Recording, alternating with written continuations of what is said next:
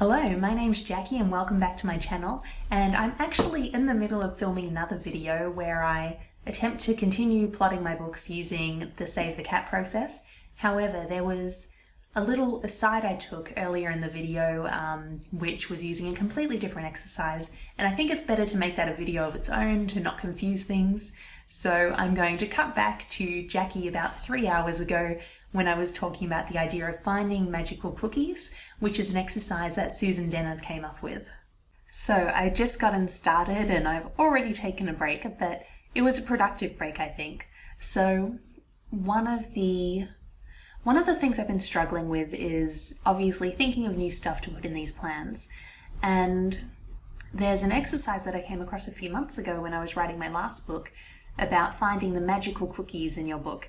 I will put a link to this below, but this is something that Susan Dennard put together. Susan Dennard is an author who wrote Truth Witch and Something Strange and Deadly. And what she says is that every single scene in your book should feel like a magical cookie. So it's something exciting, it's something that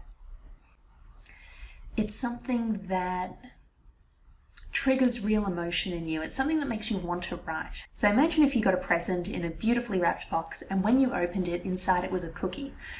And not just any cookie, but the cookie was magic and it could grant any wish you want. I mean, would you be excited? I would. So the idea is that there shouldn't be any like purely administrative type scenes in your book. There shouldn't be any scenes that you feel like you have to write just to get your characters from A to B. Instead, every scene should be a magical cookie scene. And she has an exercise that she's done on her blog where you need to basically do brainstorming, but it's brainstorming about what makes you excited to write this project, not just think of the next plot point. So I actually did that for each of my 3 ideas first, and now that I feel like the creative juices are going a little bit more, now I'll get into my beat sheet again.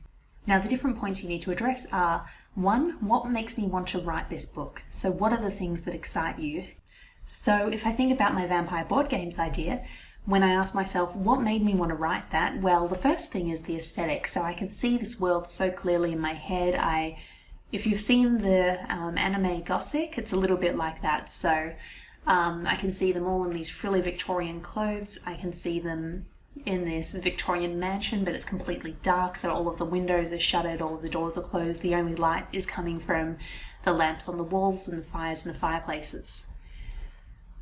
I love board games. My family, when I was living in Australia at least, my family and I would catch up once a month for a board games evening. So I've always loved playing games like that. I'm also very competitive, so I like the idea of competition and bringing that to life in a book, but with life or death stakes. So in last week's video I said that the genre of this book might have been institutionalized, and institutionalized is about basically a group or a society of people. It can be within an institution, it could be in a company or organization, it could be a neighborhood. Now, in this case, we've got a group of people who've been trapped in the same house for decades, maybe even centuries. So I think it would be interesting to see, the dynamics of that. So where are the tensions, who has the power, and so on. The next step is, what do you imagine? So when you focus on the things that made you want to write this book, what ideas does that spark? And for me, I imagine competition between these 3 teenage girls in the house. I imagine that perhaps at the end they make it out to the real world only to discover that they're 200 years behind everyone else. I imagine that they've got some sort of mysterious contact with the outside world. I mean, how are they getting food, for one? And I imagine the real enemy being inside the house, so it's not this mysterious force out. Now, the next part of the exercise assumes that you're already writing the book, because it asks you to ask yourself, what would make me want to write this scene? Now, because I'm just planning, what I've done is, what would make me want to write each scene in the book? So how can I make sure they're all magical cookie scenes from the beginning?